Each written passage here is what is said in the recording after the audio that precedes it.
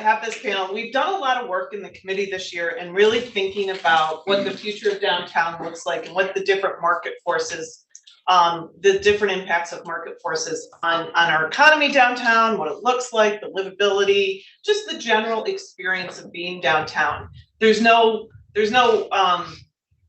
secret in that housing is a critical component of our downtown. But as we've done this work, what we've really come to realize is that housing is not just a critical component, but it's a growing component in a strategic way of what we want to see happen in downtown. And it potentially is a huge competitive advantage for Madison keeping a vibrant downtown in the long run and really becoming the downtown of the future.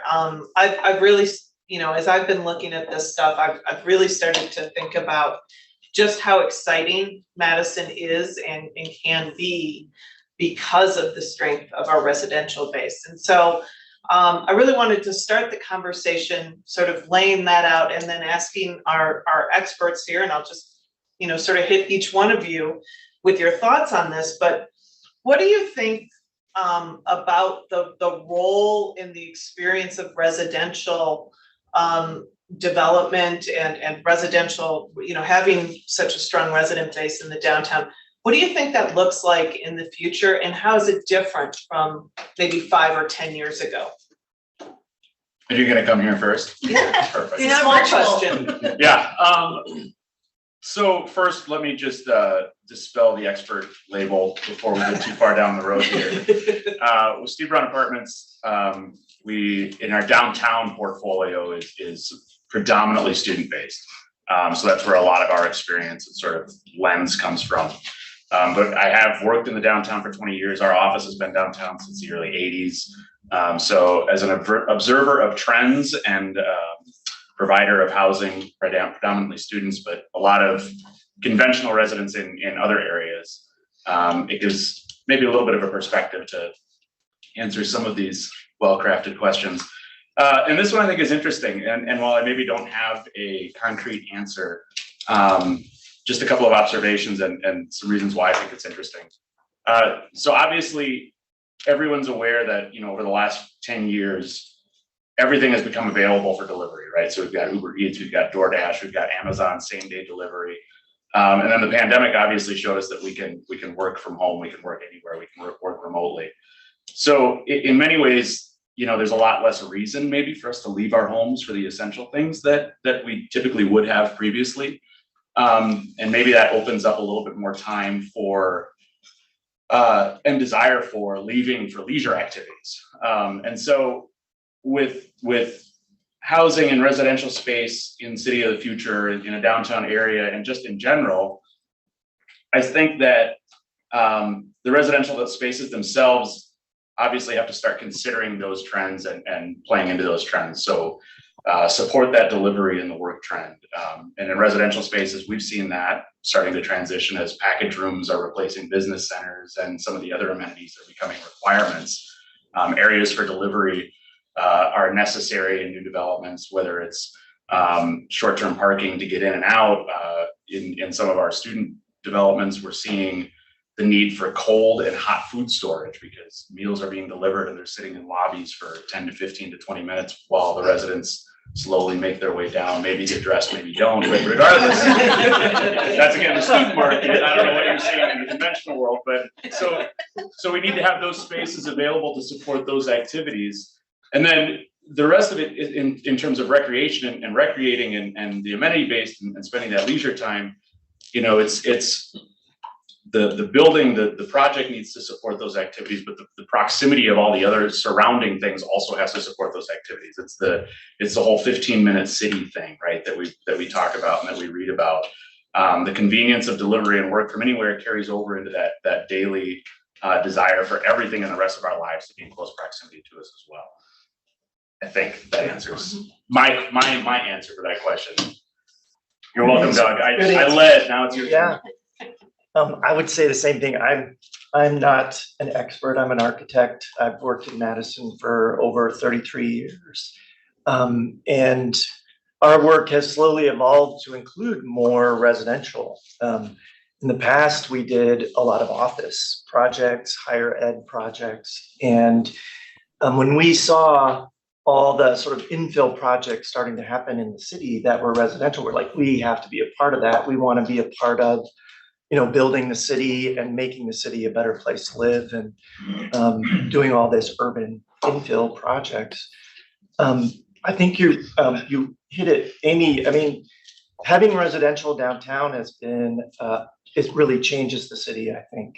When you go someplace to work, you might not care as much about the neighborhood, but when you live there, I think you care more about it.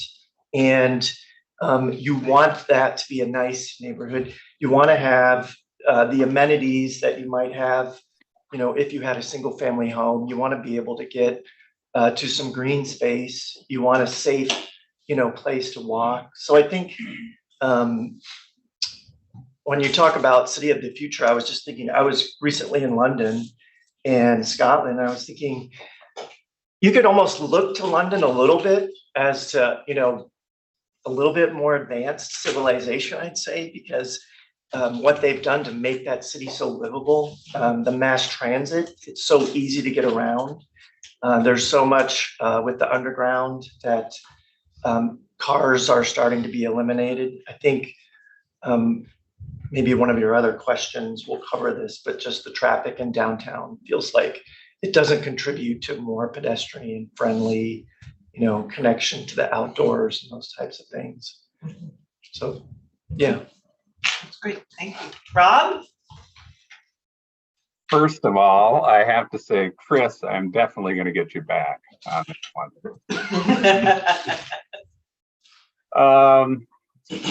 Well, I think both the things that have been mentioned, but I think it goes without saying that the shifts in employment and the nature of work from home and its impact on employment and the future of the downtown and the central city makes the role of residential that much more important, and increasing kind of that development intensity, and the more people being there, living there, being able to work there, but working from their homes as well, is absolutely going to be a huge part of the role, and everything that's needed to support those workers is absolutely huge going forward. And I think also, just looking at it from an economic perspective, the critical mass of additional tax base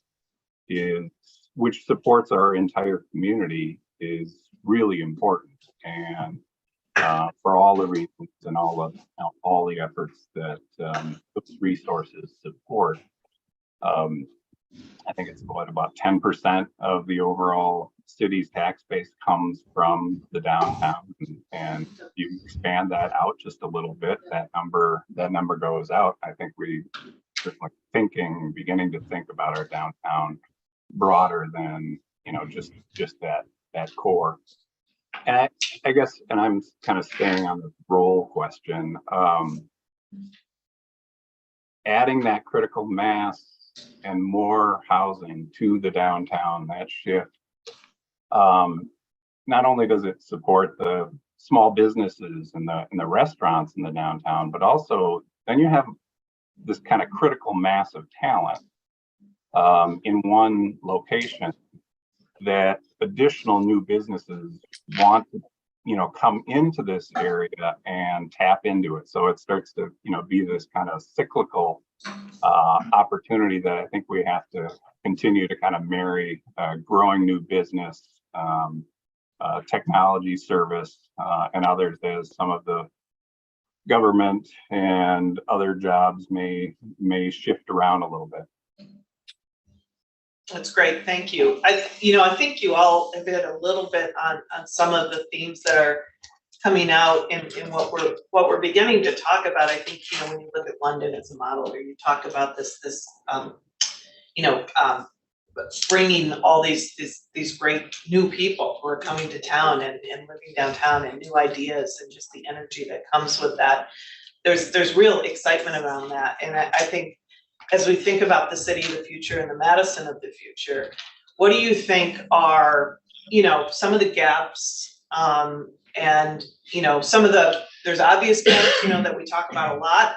And then there's also gaps that we maybe don't think about a lot. And, if we can think a little bit about those. And then also, where do you think we have competitive advantage over, other cities that we often compete with for recruitment and for business growth and those sorts of things? Doug, I'll let you start this time. I'll just go around. Okay. Gaps.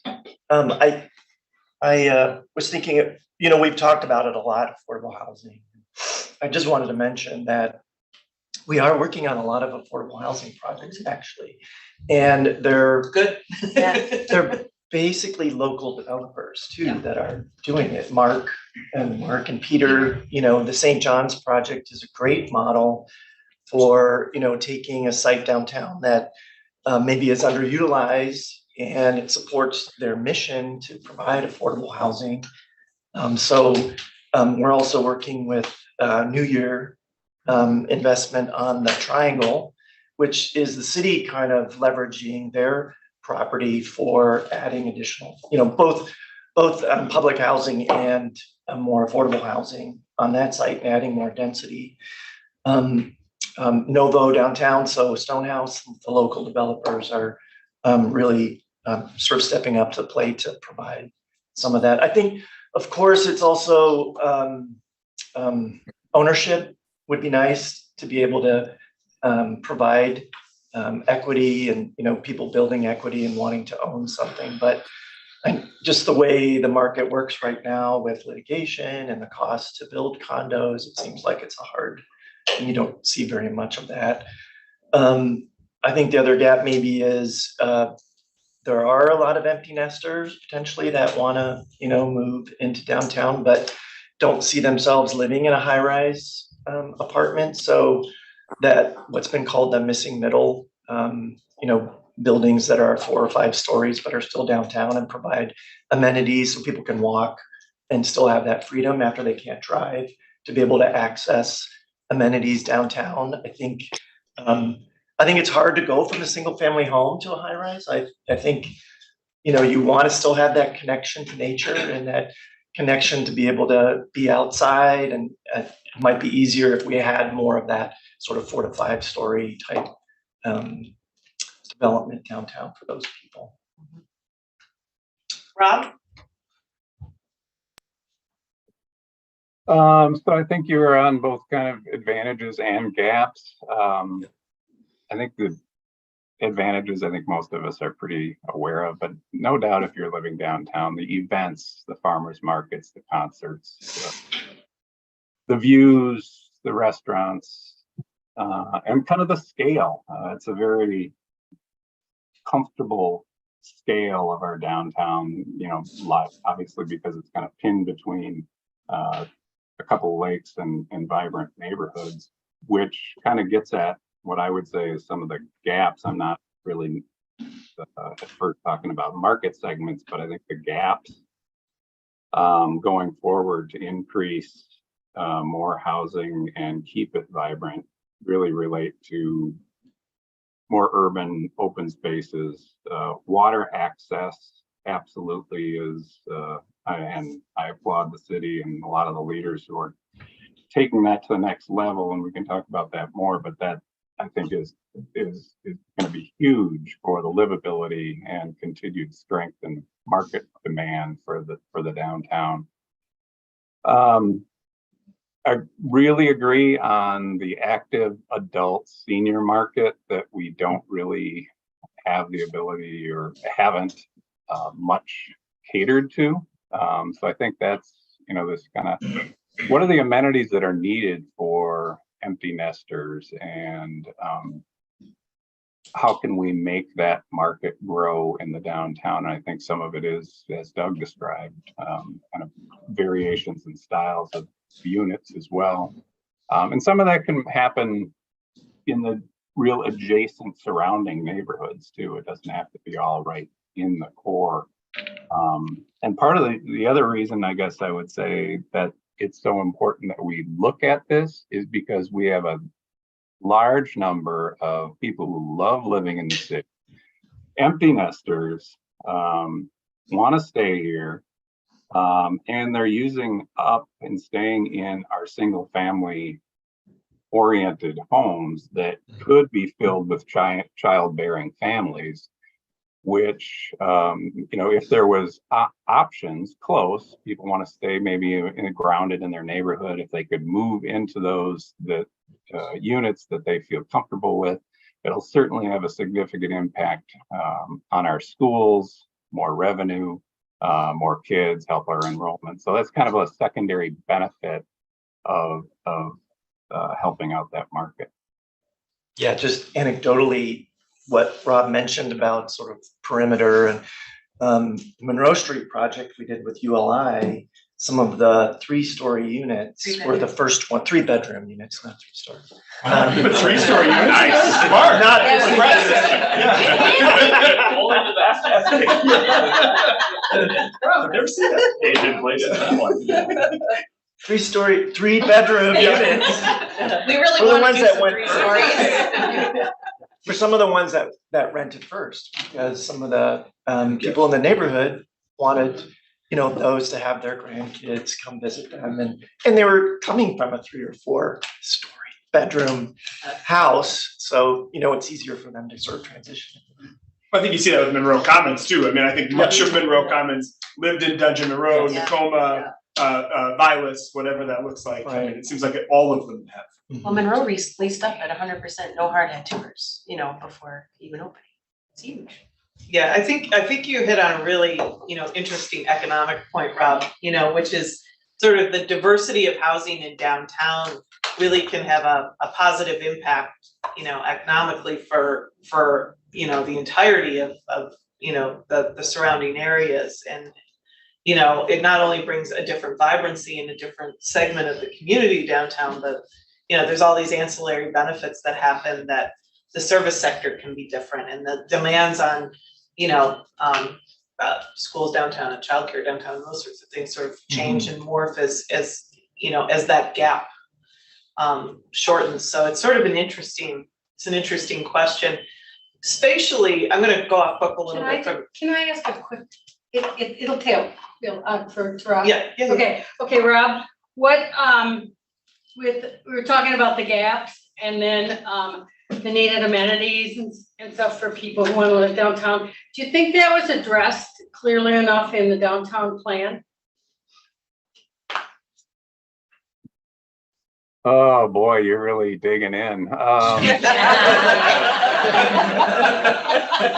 know me, I was looking at for solutions, so You're the only one. in fact, I was just thinking, I gotta go pull that out again, because if not, that plan might need some update there. Anyway, but go ahead and answer my question.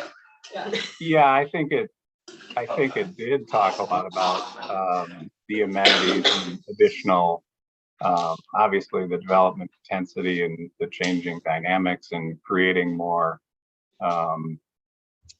spaces for other things to happen, and a push for middle housing, but we just haven't seen as much of it as I think we need to see. And I would agree, it probably does need to be dusted off, and so much has changed. Yeah. A quick update though too about the downtown plan. So last 2 downtown plans were in 2000 and 2012. The city of Madison, for those that are in this development space, know that the planning department through Heather Stouter has changed from a more neighborhood plan to a regional model. Downtown is always going to be considered was probably a regional anyway, so we were probably a little bit ahead of the curve there. But they're saying we are the fifth plan up, and they do about 2 plans a year roughly. That's according to Bill Fruehling. So we believe that the new downtown plan work will start in 2026. Oh, good. I will say that there's a lot that has changed in between 2012 and 2026, more than normal.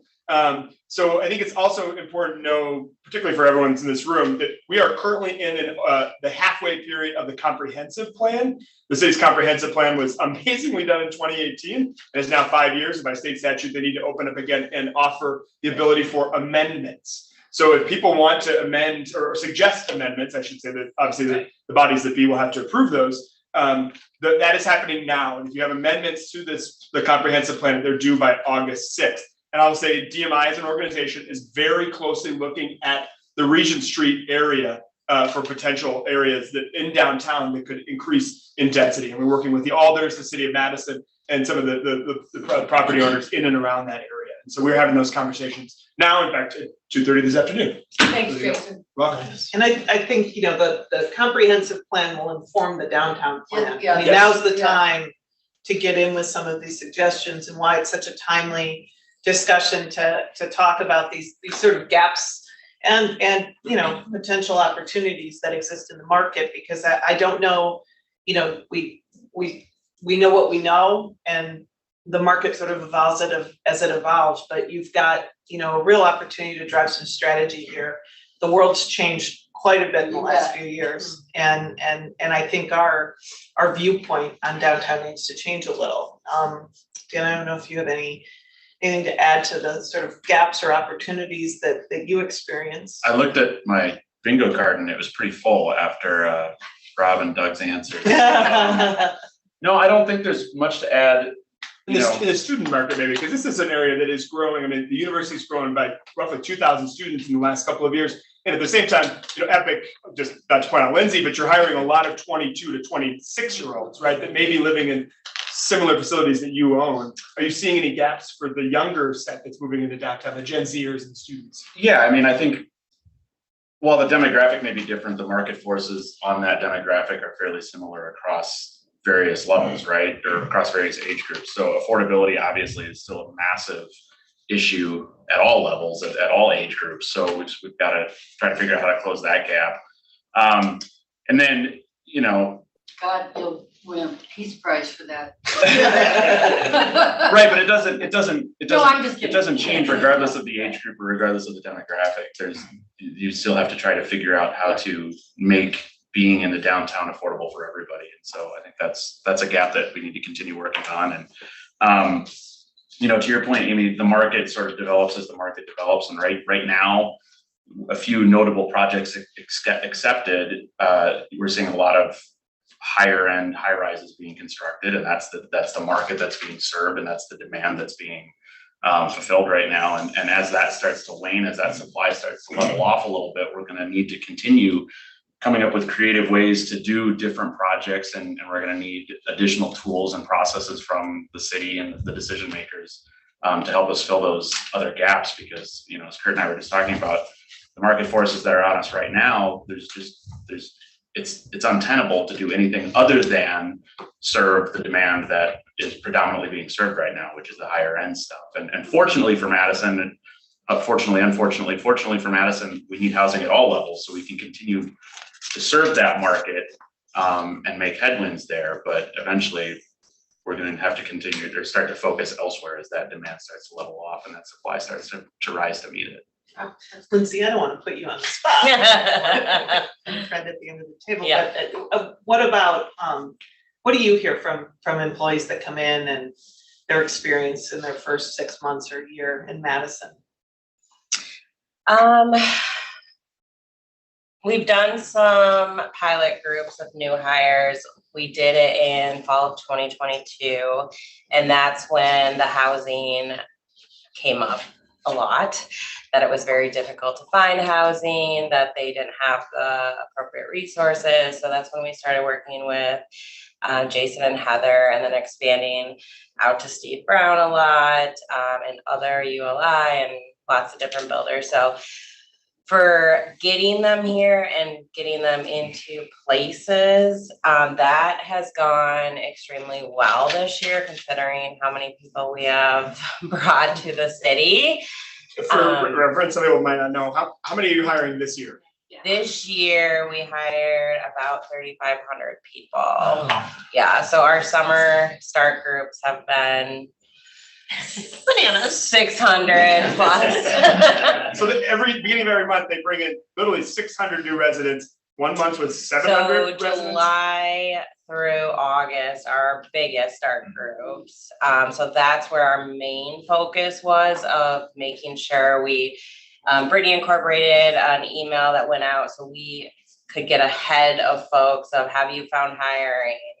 Our hiring process changed a lot because of COVID, so we went completely virtual for our final interviews, whereas in the past, every candidate came to Madison, but they didn't get to really see Madison. They flew in, did their interview process, and flew out.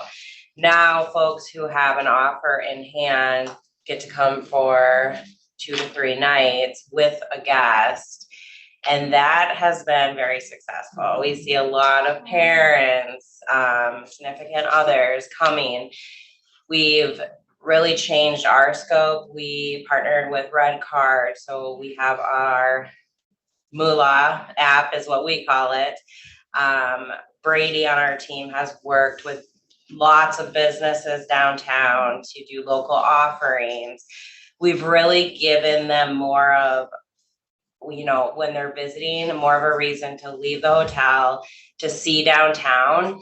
And it's really made a big impact of they're comfortable when they get here because they've already seen the city, they've seen the neighborhoods. We advertise Middleton and Fitchburg because not everybody wants to live downtown, the majority do. So, you know, this year it's been really great. I think your point of affordability, I do hear grumblings of, oh, my rent's going up to $1,800 a month. And, you know, that's a mortgage for some folks in neighboring cities. So, but I mean, our employees this year have definitely had a really good experience of the downtown, being close to markets, things to do, the lake. So it's just getting more of what we have to offer in front of them. So I think, you know, Thanks for that info. yeah, it's fantastic. You, we had Katie Lee here Yeah. earlier in the year, and she mentioned the strategy of bringing people in, and you know that a lot of parents come Yes. with people, and I can tell you from the hotel perspective, it is almost like a college visit. it Where- is, yep. Yeah. You know, the parents are checking out the city, and is it safe, and where are they gonna live, and what's the neighborhood like, and you know, it's a really interesting Mhm. dynamic and an important one for us all to understand Mhm. from a, you know, from a growth perspective, but Yeah. thank you for all the work you're doing Yeah. downtown. Yeah, I'm gonna get to questions in a minute, but I've got one more question that I think is really pertinent for this group, and I think will probably spark a lot of dialogue. If there was one thing that you could tell the city to do, that would be helpful, you know, that you would want them to consider in their future plans, which are, as it happens, being written now. If there was one thing that you could be effective in communicating, what would it be? And Rob, I'll put you on the spot first. One thing, wow, that's, I think I would probably have to go with, you know, that there are so many things that the city has been doing a great job at, getting more affordable housing, increasing development intensity with the floor and height restriction. But I think in this next growth cycle, utilize this significant amount of increment that's going to come in, and I believe part of their plan, but to use that tax base to do the things that take us to the next level of, you know, being a healthy city, which is clearly, you know, the work that Alan and Pam and many others are doing to really connect us to the water and create a really vibrant spaces along the lake, I think is probably the most important thing for our long-term economic health and kind of desire, making the desire to be here for everyone. And also kind of those tentacles, you know, the downtown is growing. So thinking about investing in how we better connect those, you know, whether it's continuing to make it seamless between the Capital East District and, you know, and the square, to all the way to the public market, connecting. Eventually you'll feel like Monroe Street through Regent Street and West Wash is kind of seamless at the end of the day as new form and new development happens. And I'd say the same thing with the future and the dynamic place that the destination district, once you get out the causeway to the next big kind of activity and quality of life place. Those extensions, I think, are going to make it a really ideal place to be and kind of expand the marketplace, make everybody feel connected, and that's what's going to give the greatest opportunity for continued growth and housing and hopefully diversifying those markets. Thank you. Yeah, I think just to play off of what Rob's talking about a little bit with the tentacles and sort of the way that everything is connected, I think it's, and I have some sympathy because I think I understand the challenge a little bit, but a lot of the city decision makers have a tendency to get myopic, and I think it's really easy to become myopic. And so I would say focus on that master plan, focus on that bigger picture, actively lead the way to help us get there. And if they can't remove obstacles that prevent it, at least stop putting them in the way. Good point. Intentionally sometimes, it seems. So, Make it so hard, yeah. it hasn't changed, as a developer, I feel like we've been complaining about the same things for a long time, and some things have gotten better. But, a lot of times the decision makers are getting mired down in the details of specific projects, and we have to remember that no specific project is going to check every box, and every project is part of that larger fabric, and every project needs to be evaluated in the scope of that larger project. So continue reviewing things and looking at things through that lens of the master plan. And then getting all the decision makers and stakeholders to engage in that type of approach takes vocal and active leadership. And I don't think we always have that. I think a lot of times we're lacking that. And so we've got to put the policies and processes and the people in place that are going to get us there. We can't just say the things, we actually actively have to do the things. And I think too often it seems the things are being said and then left to those of us in the room to sort of figure it out. And oftentimes working at odds with the people that are saying the things. And so we've all got to work together. We can't just say the things, we actually have to work together and be actively led to do the things. So that's what I would say. That was more than one thing, by the way. It was. A lot of things. That's okay, you can put it in the Quagmire. I was gonna say, that's the kind of speech that gets you elected. It's not a resident. Not a resident.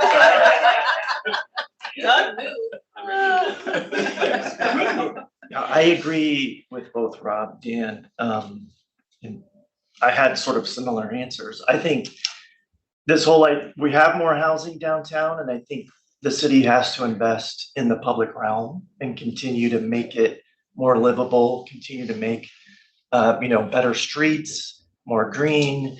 And I think the big thing is the lakefront plan. I think if we can connect the city to the lake, that would be just a huge game changer and a fantastic way to provide green space and connection to nature and build community. Everybody loves the terrace, being able to go there and sit, and we don't have a lot of that on the lake. It's mostly privately owned or cut off by John Nolan Drive. So if there's any way we could do that connection to Lake Monona, it would be fantastic. And then personally, if we could streamline the approval process of the city, that would be really nice. Alan, anything to add? We were talking about the Lake Monona project. There's going to be a public presentation next Monday, the 24th, at Monona Terrace that'll show I think it starts at 6:30. That'll show the new Sasaki plan, which they presented to the Waterfront Committee on Monday, and it's pretty cool. I mean, just a couple of highlights. It shows, again, a connection coming down from Wilson Street, right east of Monona Terrace, down to the lake, and actually a couple of connections there, sort of one for bikes and one sort of more a promenade for pedestrians. And then over east of, south by Broome Street, it shows an underpass that we're really working on converting to sort of a grand entrance to the park from, right from that part by where the bike path is. So both bike and pedestrians. It's got that, and then plus all sorts of amenities stretching from Olin Park down to Blair Street. So I really encourage people, and we're looking for public participation and feedback there. The goal is to have a plan that we'll submit to the Common Council at the start of October and then go through the city process. But it's a really cool plan, and it's a big deal. We should mention that those who don't know, Alan Arntzen is the chair of the city's Lake Monona Waterfront Ad Hoc Committee. He's also a board member on the private side of things with Friends of Nona Waterfront. We're very thankful to have Ed Ferrier here, who is part of the team for Sasaki, who is, if you haven't seen these designs, you absolutely need to be paying attention to what's going on in this 1.7 mile stretch. It is a game changer for the city of Madison. Yes. And now is the time for you to get your input in. And it's like a $200 million game changer. It's going to cost. I thought we weren't supposed to say the amount, Alan. It's going to cost a lot to build this, and it's going to have to be. It's going to be funded from a whole bunch of different sources, but it'll be worth it. Yes, It's really cool. I think what Dan said too, it's private sector doing it, Quad Capital doing the promenade through, trying to make it accessible, but. Rebecca's point, I think Rebecca's point is good, that you want to say that how the interface with, our Adria, with your project that you're running at Quad Capital Partners interfaces with this development. Trying to democratize the lake access, but on the private side, but it's for the community. Yeah, there's an easement off of the McGrath project. Absolutely. So I can open this up to questions. We got about 10 minutes left. Do we have questions online? We had a discussion, there's a discussion about what the definition of affordability is. That was probably to an earlier point. I just caught it now. I'm sorry that I just caught that now, Angela. Also, there is a discussion in the chat about from Chris from Senair that he's working in Michigan, has launched a missing middle housing program. Some things to work out, but very promising in Ann Arbor. A somewhat similar community to Madison as well. And Senair does really excellent work in the affordable housing and so that missing middle space. So and I would be remiss. Nathan asked me to mention this. He couldn't be here today, but we talk a lot about affordable housing, and we need to in Madison. It's critically important. But there's also housing affordability, which is a different topic. In some ways, and a broader topic in some ways that needs to make it into the discussion a little bit. And I think as we're evolving plans here, we're going to talk more and more about those two things. Yes. So on that housing affordability, not affordable housing, we heard from a number of the alders in connection with that core spaces project that they recognize they can't, it's not going to be affordable housing for students, but can we pair off some of the what they consider luxury amenities to get the price point down a little bit?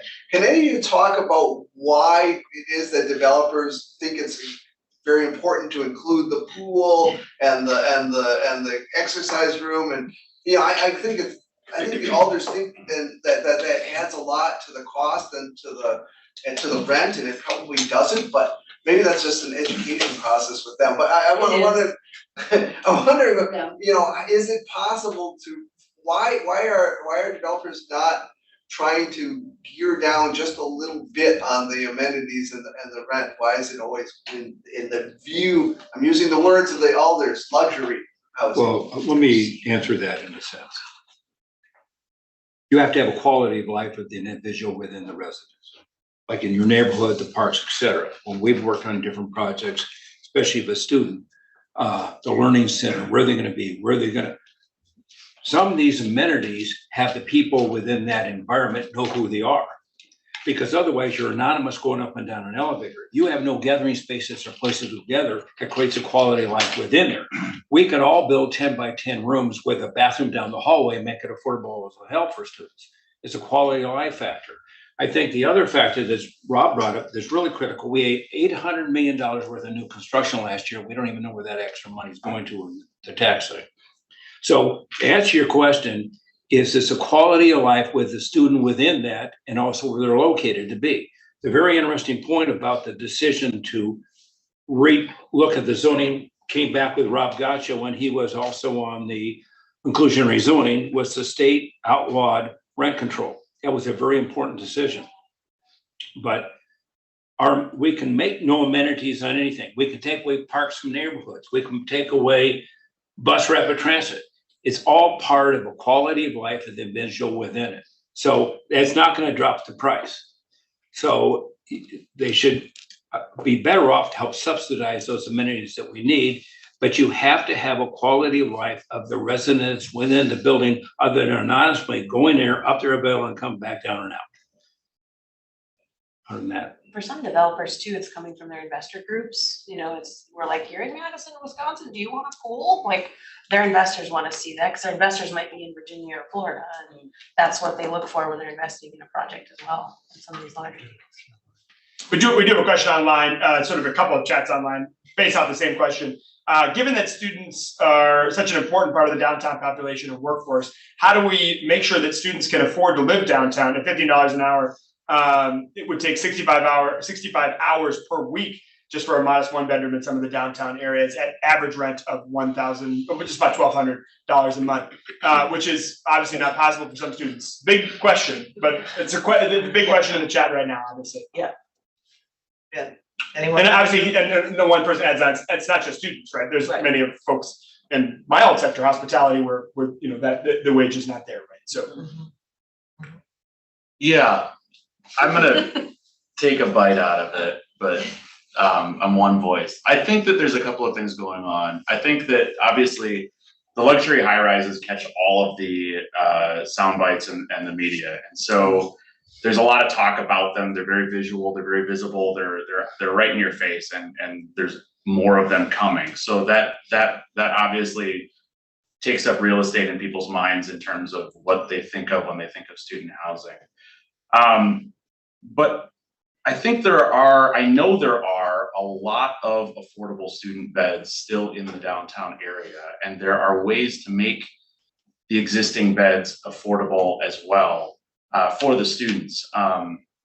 So one of the larger problems that we're seeing is that it's the ability to seek those out that the students are missing. There isn't really a very good central repository for listing of units.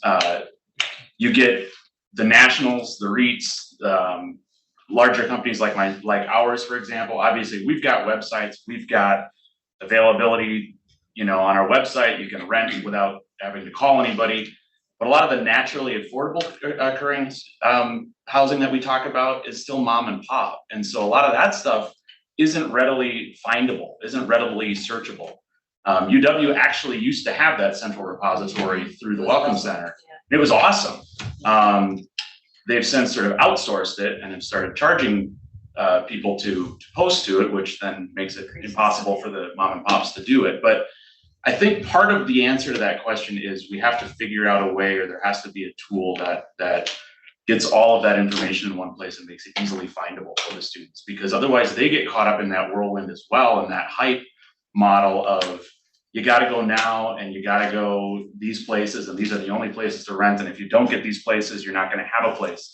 We're still renting to students, and we will rent to students through the end of September, because that's just what the cycle takes. So some of it's the iPhone phenomenon, right? Everybody wants to be first in line for the brand new shiny bauble.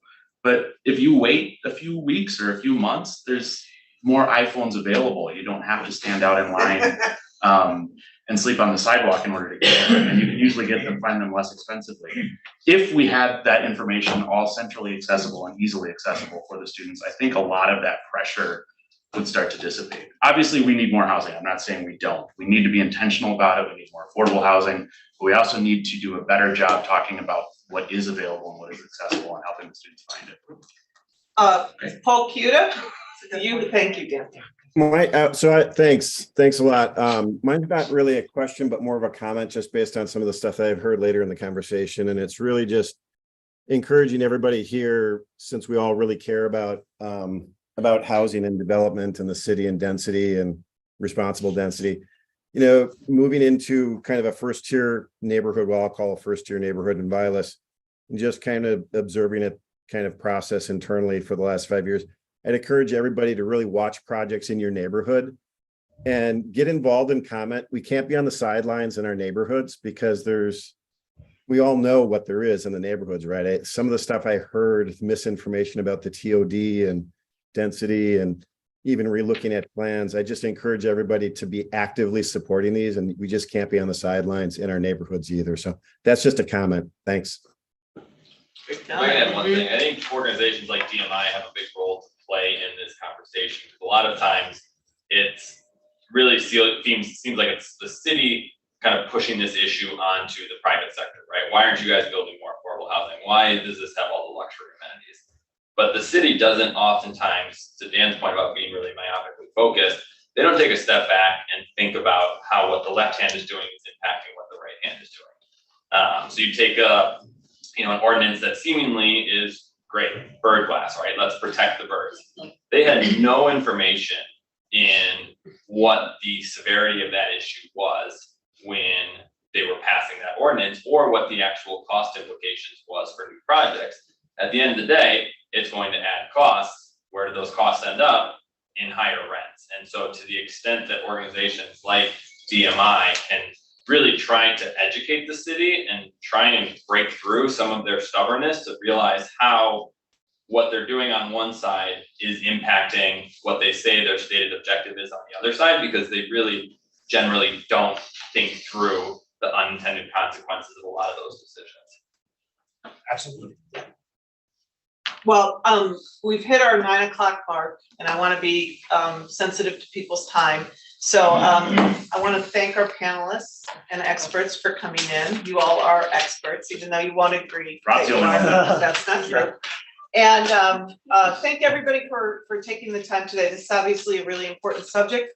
We will come back and revisit more on this. The next time we meet, I'm going to try and have a little bit of a wrap-up discussion for the first half of the year, and then kind of a preview into the second half of the year as to what we want to cover to start to activate the DMI strategic plan as it relates to economic development. And I think you'll see a lot of these ideas coming into focus pretty quickly. It's really exciting. I want to thank Jason for everything he's doing to make me look good and advance the committee. The committee work and all the work of DMI. It's what you're doing is great. Well, thank you to all of you. This organization is run by you as members, all of you.